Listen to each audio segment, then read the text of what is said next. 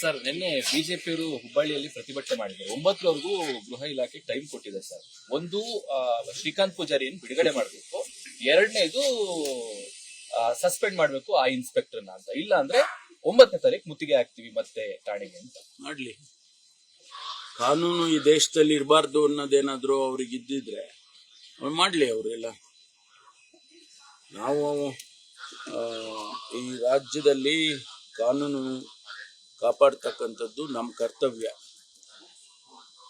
ಅವರು ಕಾನೂನಿನ ಪ್ರಕಾರ ಅವರು ಏನು ಕ್ರಮ ತಗೊಳ್ಬೇಕು ಅದನ್ನ ಆ ಪೊಲೀಸ್ನವರು ತಗೊಂಡಿದ್ದಾರೆ.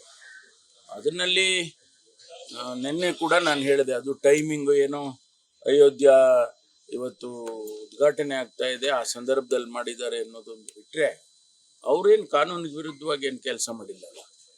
ಅದು ಮಾಡಿದರೆ ಆಗ್ಬೋದು. ಆದರೆ ಇವರು ಅನವಶ್ಯಕವಾಗಿ ಇದನ್ನು ಭಾಳ ದೊಡ್ಡ ಪ್ರಮಾಣದ ರಾಜಕೀಯ ಕಾರಣಕ್ಕೋಸ್ಕರ ಮಾಡ್ತಾ ಇರೋದನ್ನ ನಾವು ಹೇಗೆ ಸಹಿಸ್ಬೇಕು? ಅವ್ರು ಮಾಡ್ಲಿ, ಅವ್ರು ಮಾಡಿದ್ರೆ ನಾವೇನ್ ಮಾಡ್ಬೇಕು ನಾವು ಮಾಡ್ತೀವಿ. ನಾನು ಕರೆಸೇವಕ ನನ್ನನ್ನು ಬಂಧಿಸಿ ಅಂತ ಅಭಿಯಾನ ಆರಂಭಿಸ್ತಾ ಇದ್ದಾರೆ ಸರ್. ಮಾಡ್ಲಿ, ಅವ್ರು ಮಾಡೋದು ಅವ್ರು ಮಾಡ್ಲಿ, ನಾವು ಮಾಡೋದು ನಾವು ಮಾಡ್ತೀವಿ. ಅನುಕ್ಷಣದ ಸುದ್ದಿಗಳಿಗಾಗಿ ವಿಸ್ತಾರ ನ್ಯೂಸ್ ಯೂಟ್ಯೂಬ್ ಚಾನೆಲ್ ಸಬ್ಸ್ಕ್ರೈಬ್ ಮಾಡಿ.